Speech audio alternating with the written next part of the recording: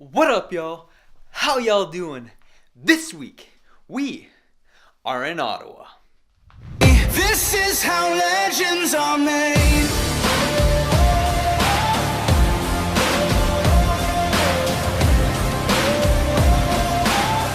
This is how legends are made.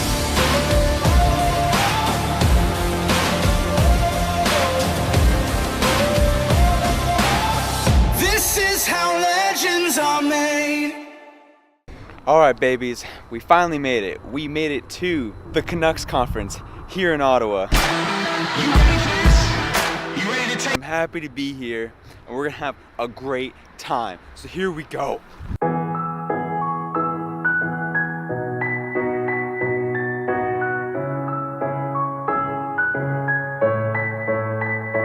I promise I'll show up when your life's too rough. If you wanna have me there, I know I'm not gonna walk in space, no matter how you talk with me. You never know what's up. I don't even think I'm in my league here. What's your dream in life? Photo life. I'm so hypnotized by these feelings. Falling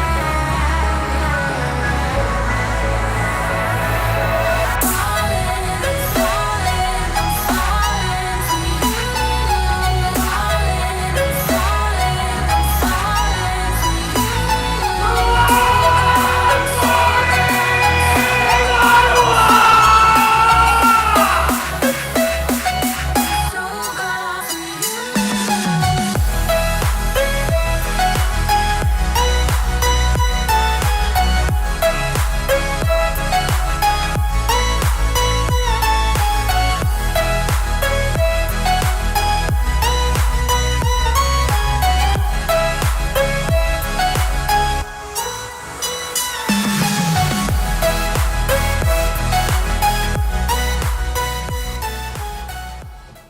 That was an awesome conference.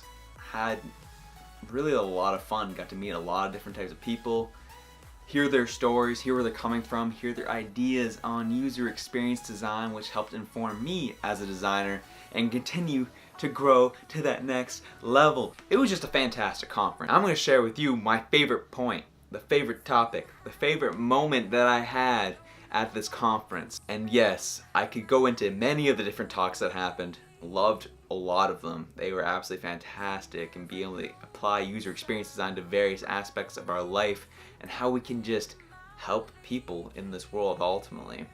So I could go into those, but I'm going to share about something that I couldn't have even planned if I wanted to. Something that happened that was actually just absolutely hilarious. Totally worth the price of admission of going to the UX conference there in Ottawa. So, as some of you know, the big keynote speaker this year was Mike Monteiro. If you don't know Mike, well, here's a little clip of what he's kind of like. We're going to fight fascism, we're going to hunt some Nazis, and we're going to take America back from the scum who took it from us. We're not done yet. Literally a taste test of what this man is like. He's a great design mind, hilarious, brash, to the point. He will tell you what he thinks. He is not shy in the least bit and will tell you what's up. And I had the pleasure of going toe to toe with this man in the concourse between talks. I was just trying to have a nice conversation, and it was a nice conversation, but it got relatively heated, and it was just kind of funny, and I wouldn't have expected anything less than having a one-on-one talk with Mike Monteiro. I get the feeling to this day that he's not a fan of me. He doesn't like me very much. I probably stand for something that he doesn't really agree with or like, so I'm okay with that. But again, that's just an assumption. I'm not going off of anything he said or did to me. Just a feeling and air that I had after that conversation that I was like, he's probably not a huge fan of me. So let's go into it right now. I was in the midst of talking to Jesse James Garrett. We were talking one-on-one. I really appreciated him. He saw me standing alone. He came over, started chatting with me. I really appreciated him kind of recognizing that and just having a conversation with me. I was super grateful for that. So Jesse, if you ever happen to be watching this, huge thanks on that. So him and I were talking, I was asking him some questions, and then Mike came into the conversation. And we were kind of, he was just asking questions, and we were just kind of chatting it up, and then I just, I wanted to express my gratitude to him for a talk he did, as some of you may know as the Pay Me talk.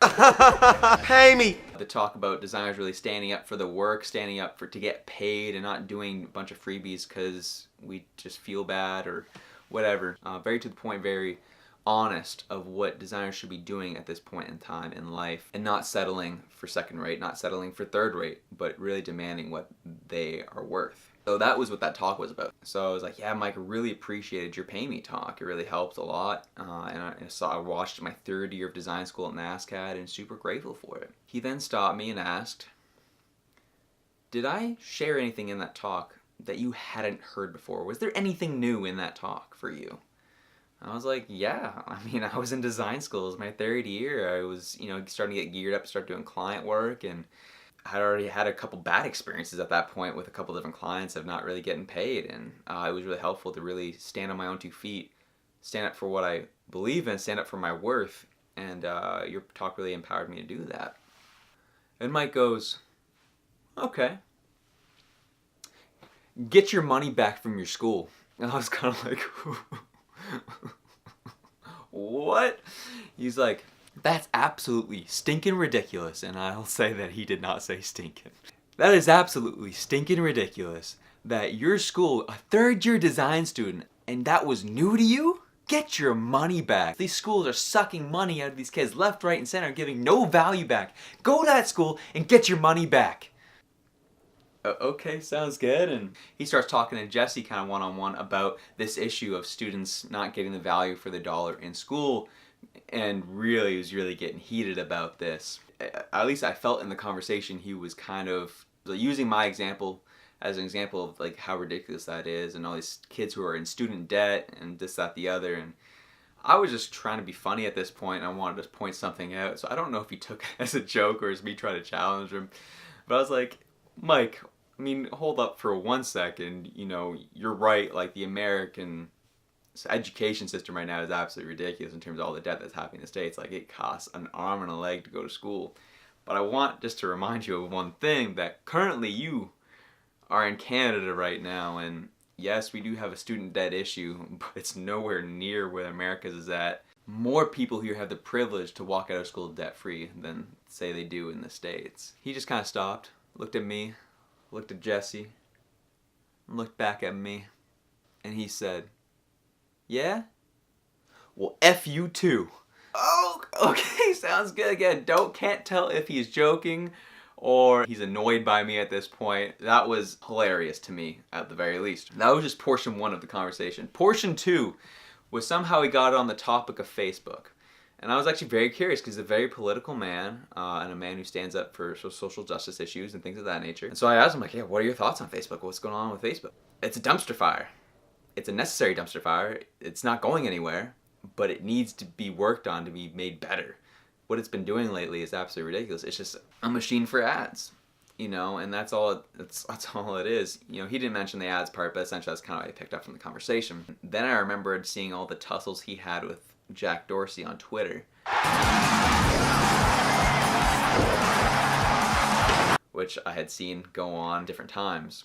I made the mistake of asking him about Twitter. So I asked him, if that's what you feel about Facebook, what are your thoughts on Twitter? I saw you kind of getting into some tussles with Jack online.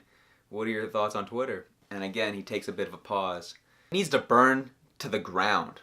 That thing needs to die. They've had so many chances to fix that thing, and they just will not. Jack does not care. I asked, so you're saying, like, you just don't care about Jack? He's like, no, Jack can burn with it. My heart is black towards this man, towards his team, towards his people. I could truly see the inside of that man's head and smile. I've had more conversations with Jack face to face than I've ever had with anybody else, and nothing changes. He doesn't care.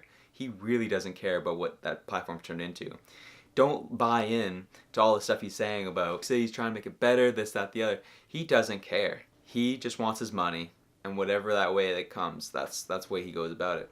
Then he caught wind or looked down and saw my camera hanging here as I was using it to vlog throughout the event.